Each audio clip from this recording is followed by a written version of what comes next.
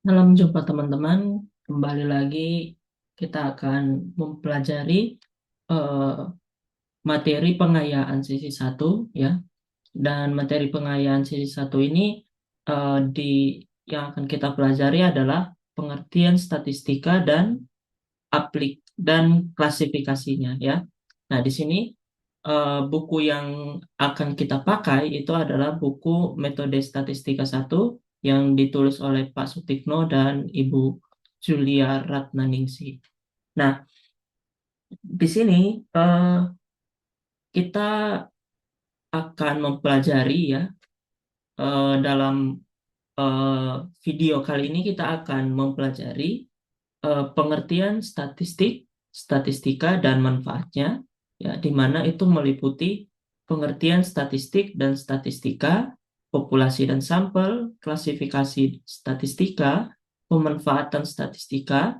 Terus kita juga akan mempelajari skala pengukuran data dan notasi penting statistika, kemudian jenis dan skala pengukuran data, notasi penjumlahan, dan penggunaan notasi penjumlahan atau di sini nanti kita akan mempelajari notasi sigma ya.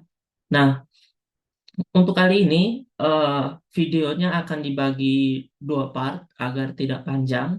Jadi nanti video pertama kita akan membahas tentang pengertian statistik, statistika dan manfaatnya. Kemudian nanti di video yang kedua akan kita pelajari skala pengukuran data dan notasi penting statistika. Nah, untuk kali ini, untuk video kali ini video part yang pertama, maka kita akan mempelajari pengertian statistik, statistika, dan manfaatnya.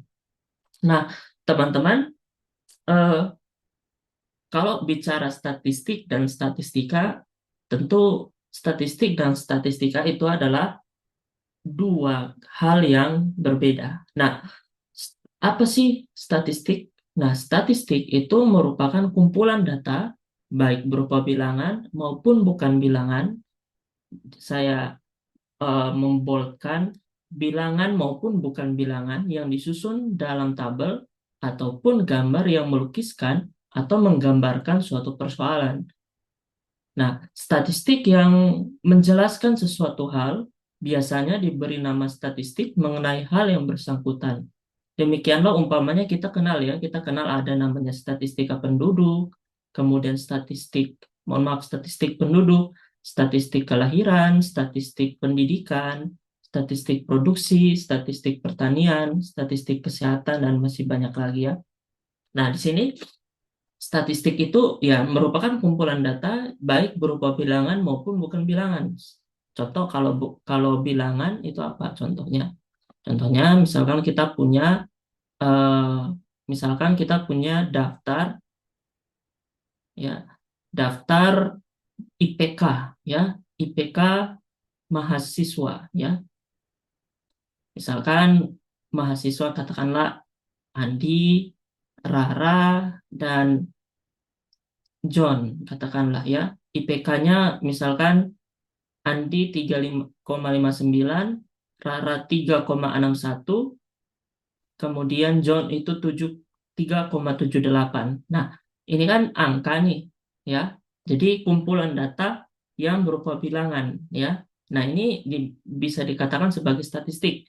Nah, terus kalau bukan bilangan gimana? Ya, contohnya misalkan di data warna kesukaan, katakanlah ya. Misalkan kembali lagi mahasiswa ya. Misalkan Andi, Rara, John ya. Warna kesukaan misalkan Andi merah, Rara itu misalkan ia menyukai biru, John misalkan menyukai hitam katakanlah ya. Nah, ini kan kumpulan yang data yang bukan bilangan. Nah, eh, ini bisa disebut juga sebagai statistik ya, teman-teman. Jadi statistik itu merupakan kumpulan data baik berupa bilangan maupun bukan bilangan ya. Nah, selanjutnya statistik itu juga dapat digunakan untuk menyatakan ukuran sebagai wakil dari kumpulan data mengenai sesuatu hal. Nah, ukuran ini didapat berdasarkan perhitungan menggunakan kumpulan sebagian data ya yang dapat diambil dari keseluruhan tentang persoalan tersebut. Nah, misalkan kita mengenal kata-kata persen dan rata-rata ya. Nah, kalau kita teliti 20 pegawai dan kita catat gajinya setiap bulan lalu dihitung rata-rata gajinya, ternyata didapat 2 juta katakanlah ya. Maka rata-rata 2 juta ini kita namakan sebagai statistik ya. Kemudian jika dari ke-20 pegawai itu ada 60% yang gajinya tiap bulannya itu kurang dari 1.900.000, maka nilai 60% ini juga dinamakan statistik ya. Nah, selanjutnya, nah dari kita sudah mempelajari statistik. Nah, sekarang kita lihat statistika. Nah, statistika itu merupakan ilmu yang mempelajari tentang perancangan pengumpulan data, penyajian data, analisis data, interpretasi data, dan penarikan kesimpulan. Jadi ini ada langkah-langkahnya ya. Jadi mengumpulkan data, kemudian kita menyajikan data, kemudian kita menganalisis data, kemudian kita menginterpretasi data, kemudian kita menarik kesimpulan di mana terdapat keragaman dan kondisi ketidakpastian. Nah, di sini yang saya uh, uh, tekankan itu ternyata di dalam statistika yang merupakan ilmu itu ada langkah-langkah ya. Ketika kita mendapatkan data, ternyata kita kumpulkan data, kemudian kita sajikan data itu baik bisa dalam bentuk tabel ya, atau ada yang bisa dalam bentuk diagram ya. Nah, kemudian kita analisis data ya. Kemudian kita interpretasi datanya dan kita ambil kesimpulannya. Nah, dari sini kita bisa melihat bahwa ternyata ada dua cara untuk mempelajari statistika. Yang pertama itu adalah statistika teoritis atau statistika matematika. Nah, di sini statistik teoritis atau statistika matematika itu adalah statistika yang lebih mendalam ya, lebih mendalam dan itu membutuhkan dasar matematika yang kuat ya. Jadi untuk mempelajari statistika matematika Anda atau teman-teman harus mempelajari kalkulus dulu, kemudian aljabar linier dan lain-lain karena di situ di dalam statistika matematika itu pengetahuan-pengetahuan tentang kalkulus, aljabar linier dan lain-lain itu harus Anda kuasai karena nanti di situ ada namanya penurunan rumus-rumus, terus sifat-sifat, dalil-dalil, menciptakan model-model dan lainnya ya. Jadi statistika teoritis ini memang sangat sangat mendalam dan sangat teoritis gitu. Nah, kemudian ada namanya statistika penerapan. Nah, statistika penerapan itu ya itu kita bisa lihat bahwa aturan-aturan, kemudian rumus-rumus, sifat-sifat dari statistika teoritis itu diambil dan digunakan mana yang perlu dalam berbagai bidang pengetahuan.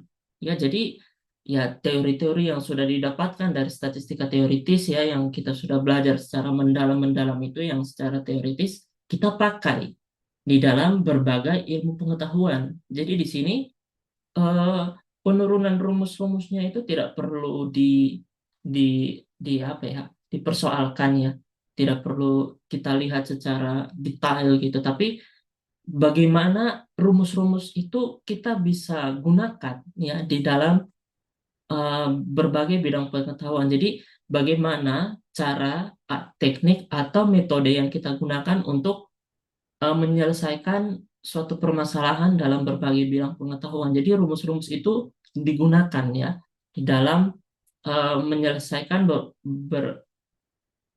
persoalan dalam berbagai bidang pengetahuan. Ya. Nah, kemudian kita bisa lihat lagi ya. Nah, sekarang kan kita ke apa yang namanya populasi dan sampel. Nah, kesimpulan yang diambil dari penelitian diharapkan berlaku bagi semua. bukan sebagian saja ya. Nah, misalkan kita memiliki satu pernyataan 20% mahasiswa di Indonesia berasal dari keluarga berpenghasilan rendah. Maka pernyataan ini harus berlaku bagi seluruh mahasiswa di Indonesia ditinjau dari segi ekonomi. Nah, untuk itu kan kalau kita membuktikan bahwa 20% mahasiswa di Indonesia berasal dari keluarga berpenghasilan rendah, maka kita kan harus mengambil data ya. Nah, untuk itu diperlukan data mentah yang dapat dikumpulkan dengan dua cara, yaitu semua orang tua mahasiswa beserta karakteristik yang diperlukan. Dalam hal ini keadaan ekonomi, ya, itu diteliti sebagai objek penelitian. Kemudian juga sebagian saja, ya, sebagian saja dari semua orang tua mahasiswa yang dikenai penelitian. Nah, dari sini semua orang tua dan sebagian saja orang tua, ya, jadi semua orang tua mahasiswa di Indonesia, kemudian sebagian saja dari semua orang tua mahasiswa di Indonesia yang dikenai penelitian itu memotivasi adanya konsep populasi dan sampel. Jadi populasi ya itu merupakan keseluruhan dari karakteristik atau unit hasil pengukuran yang menjadi objek pengamatan ya. Kemudian sampel itu merupakan himpunan bagian dari populasi di mana suatu pengukuran dilakukan. Nah, semua orang tua mahasiswa yang menjadi objek penelitian itu merupakan populasi ya. Jadi populasi itu adalah keseluruhan dari objek pengamatan ya. Kemudian sebagian orang tua saja yang dikenai penelitiannya ya itu menjadi sampel ya. Nah, tetapi harus diketahui bahwa kita tidak bisa mengambil sampel itu dengan suka-suka hati kita ya. Jadi pengambilan sampel pun harus ada caranya ya. Nah, untuk cara-caranya eh, itu kita tidak akan mempelajari dalam kuliah ini ya. Mungkin nanti ketika Anda sudah bergerak ke semester yang lebih ke atas lagi, nanti mungkin Anda akan mempelajari bagaimana mengambil sampel yang benar. Nah, sampel dari penelitian itu diharuskan representatif, artinya segala karakteristik dari populasi itu hendaknya tercerminkan pula dalam sampel yang diambil, ya. Atau sampel itu representatif itu artinya apa? Sampel itu harus mewakili populasi gitu. Jadi kalau Anda ambil sampel dan ternyata itu tidak mewakili populasi, maka sampel yang Anda ambil itu ternyata tidak benar gitu ya. Jadi Anda harus benar-benar melihat bahwa mengambil sampel pun itu tidak asal-asalan gitu ya. Anda tidak hanya ambil-ambil random-random saja ya, random atau acak, tapi Anda mengambil pun secara acak itu ada metodenya ya. Nah, di sini kita juga bisa melihat bahwa populasi dan sampel itu merupakan kumpulan objek-objek sehingga memiliki ciri-ciri atau ukuran-ukuran tertentu ya. Ukuran-ukuran atau ciri numerik dari suatu populasi itu dinamakan parameter ya, yang diketahui melalui kegiatan sensus atau pengukuran terhadap keseluruhan anggota populasi. Kemudian ciri numerik dari suatu sampel dinamakan statistik yang nilainya diperoleh dari hasil pengukuran terhadap sampel ya. Jadi inilah pengertian statistik yang lebih spesifik ya. Nah, untuk kita bisa memahami parameter, kemudian statistik, nanti kita akan lihat latihan soal ya, setelah pembahasan bagian pertama ini selesai. Nah, kemudian kita akan melihat klasifikasi statistika. Nah, ternyata statistika itu juga bisa diklasifikasikan ya, yaitu ada dua ya, yaitu statistika deskriptif dan statistika inferensial. Nah, statistika deskriptif itu merupakan metode yang berkaitan dengan pengumpulan dan penyajian data sehingga memberikan informasi yang berguna. Sedangkan statistik inferensial merupakan metode yang menggunakan sampel untuk menarik kesimpulan memprediksi atau meramalkan suatu populasi berdasarkan sampel. Ya, nah statistik deskriptif ini kalau kita lihat dari pengertian ini, maka kalau kita lihat kan tadi statistika itu kan eh, ada langkah-langkahnya ya. Nah, ternyata statistika deskriptif itu hanya sampai pengumpulan dan penyajian data. Nah, dia hanya sampai situ saja. Itu statistika deskriptif. Namun, statistika inferensial itu sudah sampai di langkah akhir, yaitu sampai menarik kesimpulan. Nah, ketika kita sudah menarik kesimpulan itu, kita sudah me, me- apa eh, itu namanya statistika inferensial ya.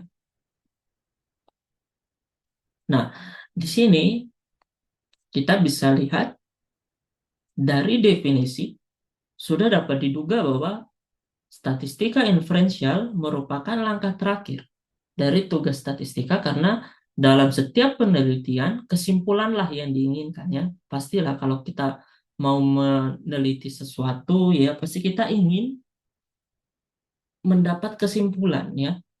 Misalkan Anda sudah tugas akhir katakanlah ya. Kalau biasanya kan dalam statistika tugas akhirnya biasanya kan ada pengumpulan data atau Anda ingin menganalisis sesuatu gitu ya. Nah, itu kan pasti Anda harus sampai pada tahap kesimpulan. Nah, di sini kita juga bisa lihat bahwa statistik inferensial itu membutuhkan statistik deskriptif ya. Jadi Anda tidak bisa ingin mengambil kesimpulan tapi Anda tidak mengambil data, Anda tidak menyajikan data.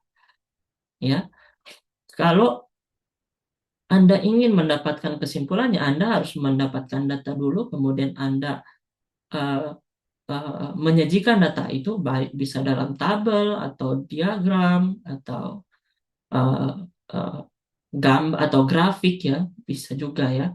Nah, dan karenanya keduanya harus ditempuh secara benar agar kita mendapatkan kegunaan yang maksimal dari statistika ya.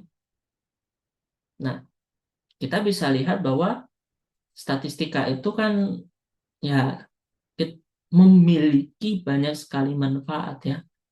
Nah, statistika itu bukan saja diperlukan dalam statistika itu sendiri ya. Ternyata statistika yang Anda pelajari ya dari semester 1 sampai semester akhir Anda itu ternyata ada materi-materi yang Anda pelajari ternyata diperlukan juga dalam teknik industri, ekonomi, astronomi, biologi, kedokteran, asuransi, pertanian, perniagaan, bisnis, sosiologi, antropologi, pemerintahan, pendidikan, psikologi, meteorologi, geologi, farmasi, ekonologi, dan sebagainya. Ya, nah di sini eh, untuk pembahasan lebih detailnya Anda bisa membaca pada buku ya. Di dalam buku sudah menjelaskan secara lebih lengkap ya. Nah, untuk kali ini kita akan coba latihan soal ya teman-teman. Jadi di sini eh, kita akan mencari atau menemukan populasi sampel statistik parameter dari beberapa contoh kasus ya. Jadi tadi kan statistik dan parameter itu kan merupakan ukuran atau ciri yang eh, melekat pada kalau statistika itu melekat pada sampel, parameter itu pada populasi ya. Nah, eh, mungkin saya sebelum masuk ke contoh soal, misalkan saya menjelaskan tentang parameter ya. Misalkan Anda melihat ya di dalam eh, misalkan dalam kegiatan, misalkan dalam kegiatan eh, pemilu ya, katakanlah ya, misalkan pemilu dalam hal ini pilpres katakanlah ya. Itu kan nanti ada namanya pemungutan suara ya, pemungutan suara. Nah, di sini di dalam pemungutan suara itu kan nanti Anda akan menemukan proporsi ya, proporsi atau perbandingan suara ya. hasil rekapitulasi ya. Tetapi kan Anda bisa rekapitulasi. Nah, kita bisa lihat ternyata kan eh, kita bisa lihat ada namanya lembaga quick count ya, lembaga quick count atau hitung cepat ya. Nah, lembaga quick count ini kan eh, dia tidak mengambil seluruh TPS. Lembaga quick count ini kan dia ternyata hanya mengambil beberapa TPS tertentu ya, beberapa TPS tertentu. Tapi mereka mengambil pun tadi seperti yang saya jelaskan, mereka mengambil TPS-TPS sebagai sampel itu tidak secara sembarangan gitu ya. Mereka mengambil dengan suatu metode tertentu, dengan perhitungan tertentu ya, yang sudah otomatis mereka bisa mempertanggungjawabkan bahwa TPS-TPS yang mereka ambil ini sebagai sampel itu mewakili keseluruhan TPS yang ada gitu ya, seluruh TPS yang ada. Nah, kalau kita perhatikan, kalau dalam kegiatan lembaga quick count, pasti kita bisa melihat bahwa sampel itu adalah TPS-TPS yang dipilih oleh quick count, lembaga quick count. Tapi populasinya adalah keseluruhan keseluruhan TPS ya di Indonesia. Nah, di sini kita bisa lihat parameternya apa? Parameternya adalah karena kita ingin melihat proporsi suara hasil rekapitulasi, misalkan proporsi suara masing-masing calon presiden dan wakil presiden. Maka yang menjadi parameternya itu adalah proporsi suara hasil rekapitulasi dari KPU ya. Biasanya kan dari KPU kan biasanya akan memberikan eh, rekapitulasi suara-suara dari keseluruhan TPS ya. Mereka kan pasti sudah mengumpulkan kesemuanya itu dan mereka memberikan di hasil akhirnya. Nah, parameternya adalah proporsi atau perbandingan suara hasil rekapitulasi dari keseluruhan TPS ya berdasarkan perhitungan akhir dari KPU. Tetapi yang akan menjadi statistik itu adalah proporsi suara hasil rekapitulasi juga ya, hasil rekapitulasi juga tapi lembaga dari quick count-nya ya, dari lembaga quick count ya, yaitu dari sampel ini, dari TPS-TPS ini. Nah, jadi parameter itu dia kalau kita lihat dalam kasus ini itu adalah proporsi suara dari keseluruhan TPS di Indonesia. Tapi statistiknya itu adalah proporsi suara hasil rekapitulasi dari TPS ya. TPS-TPS yang menjadi sampel gitu ya. Ya, saya harap teman-teman bisa memahami parameter dan statistik ya. Nah, kita akan melihat di sini ya.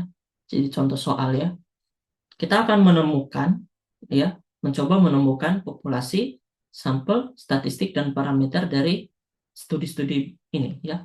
Jadi di sini nomor pertama ini suatu saya akan mengartikan saja ya. Saya ingin mencoba dalam bahasa Inggris supaya teman-teman juga eh, melihat bahwa ternyata nanti buku-buku yang Anda gunakan di dalam perkuliahan-perkuliahan itu tidak sejatinya berbahasa Indonesia, tapi ada juga yang berbahasa Inggris. Jadi Anda diharapkan untuk sudah lebih terbiasa untuk membaca buku bahasa Inggris ya. Jadi saya akan menyajikannya dalam bahasa Inggris. Nah, suatu perusahaan asuransi ini ingin menentukan proporsi atau perbandingan dari keseluruhan dokter-dokter medis yang telah terlibat dalam satu atau lebih gugatan malpraktek, ya. Jadi di sini suatu perusahaan asuransi itu untuk dia mohon maaf, dia ingin menentukan proporsi dari seluruh dokter yang eh, pernah atau telah, ya, terlibat dalam satu atau lebih gugatan malpraktek. Nah, di sini perusahaan itu mm, mengumpulkan, ya, atau memilih, ya, 500 dokter secara acak dari suatu direktori profesional atau daftar dokter-dokter profesional, ya, dan menentukan banyaknya sampel yang pernah terlibat atau yang telah terlibat dalam gugatan malpraktek, ya. Nah, di sini kita mau lihat nih populasi, sampel, statistik, dan parameternya, ya. Nah, di sini kita bisa lihat populasinya. Populasinya adalah, kita lihat kata kuncinya, the company selects 500 dokter, ya, dan secara acak dari direktori profesional. Jadi populasinya adalah seluruh dokter dari direktori direktori profesional, ya. Terus sampelnya apa? Ya, sampelnya itu 500 dokter yang dipilih secara dipilih secara acak, ya, dari direktori profesional. Nah, di sini kita ingin lihat statistiknya apa sih? Nah, statistiknya itu kita bisa lihat ternyata perusahaan asuransi ini kan ingin menentukan proporsi seluruh dokter, ya, yang telah terlibat dalam satu atau lebih gugatan malpraktek. Nah, di sini kita bisa lihat bahwa ini sebenarnya the proportion of all medical doctors who have involved in one or more malpractice lawsuits. Ini merupakan parameter. Ini merupakan parameter sebenarnya, ya. Jadi parameternya itu adalah proporsi, ya, proporsi dokter yang terlibat dalam satu atau lebih, ya, gugatan malpraktek malpraktek tentu dalam populasi, ya, atau proporsi dokter yang terlibat dalam satu atau lebih gugatan malpraktek dalam keseluruhan dokter dari direktori profesional, ya, itu yang merupakan parameternya. Nah, terus statistiknya apa? Statistiknya itu, ya, kita bisa lihat dari parameternya. Nah, kalau dari parameternya itu kan tentunya dari dalam populasi. Nah, kalau statistiknya apa? Ya, statistiknya itu, ya, sama seperti parameter, tapi jang, eh, jangkauannya itu hanya di dalam sampel, ya, tentu dalam sampel saja. Jadi proporsi dokter yang terlibat dalam satu atau lebih gugatan malpraktek dalam 500 dokter yang dipilih secara acak, ya. Nah, selanjutnya, kalau teman-teman belum mengerti, nanti kita bisa berdiskusi, ya. Nah, di sini kita sudah melihat, ya, parameter dan statistiknya, terus populasi dan sampelnya. Kemudian kita lihat lagi yang kedua, ya. Nah, ada suatu studi, ya, atau sebagai suatu studi yang dirancang untuk menguji keamanan, ya, dari mobil, ya, Dewan Keselamatan Transportasi Nasional, ya, memilih, ya, atau mengumpulkan dan meninjau data mengenai dampak dari kecelakaan mobil dalam penguji terhadap atau pada boneka uji ya. Jadi di sini boneka uji ini maksudnya adalah sopir ya. Jadi sopir-sopir ini dibuat bukan orang sungguhannya tapi menggunakan boneka-boneka uji gitu ya. Ya teman-teman bisa lihat di internet ya. Biasanya kan kalau orang mau mempromosikan tentang keselamatan atau keamanan mobilnya kan biasanya nanti mereka menggunakan boneka uji ya. Tapi mereka menggunakan boneka uji yang dibuat semirip mungkin dengan manusia ya. Nah, di sini kita bisa lihat here is the criterion they used ya. Ini jadi kita lihat kriteria yang mereka gunakan. Jadi kecepatan saat mobil itu menabrak itu adalah 35 mil per jam. Dan lokasi dari damisnya atau lokasi dari boneka-boneka ujinya itu di front seat atau di kursi depan ya. Nah, mobil dengan boneka uji di kursi depan itu akan menabrak tembok pada kecepatan 35 mil per jam. Nah, kita ingin tahu proporsi dari boneka-boneka uji di driver seat atau pengemudi eh, kursi pengemudi yang mengalami kecelakaan atau cedera. Maaf, dia mengalami ya, yang akan mengalami cedera kepala ya. Jika mereka atau seandainya mereka benar-benar driver ya, driver manusia maksudnya ya. Nah, di sini mereka memilih random sampel atau sampel acak 75 mobil. Nah, di sini apa sih yang menjadi populasinya? Nah, tentu kita bisa lihat populasinya adalah kan di sini sudah ada kata kunci random samples of 75 mobil ya. Jadi yang menjadi populasinya adalah seluruh mobil yang ada boneka uji ya. Jadi 75 mobil itu sudah kalau kita lihat 75 mobil itu sudah ada boneka ujinya ya. Nah, sekarang kalau sampelnya adalah 75 mobil itu. 75 mobil yang ada boneka uji di kursi depannya. Nah, kita lihat parameternya. Parameternya itu adalah ini ya, proportion of dummies in the driver's seat that would have had injuries if they had been actual driver. Jadi parameternya itu adalah proporsi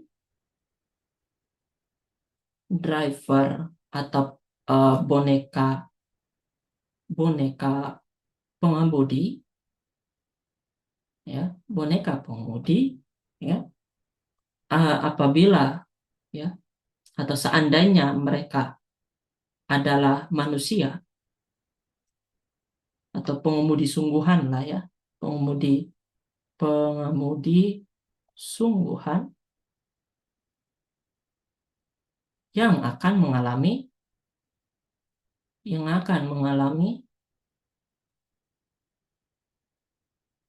cedera kepala ya dalam populasi ya. Jadi proporsi boneka pengemudi ya yang akan mengalami cedera kepala dalam yang mereka itu di dalam seluruh mobil ya, di mana seluruh mobil itu yang ada boneka ujinya. Nah, apa statistiknya? Nah, statistiknya ya dia akan berhubungan dengan sampel ya, yaitu proporsi boneka pengemudi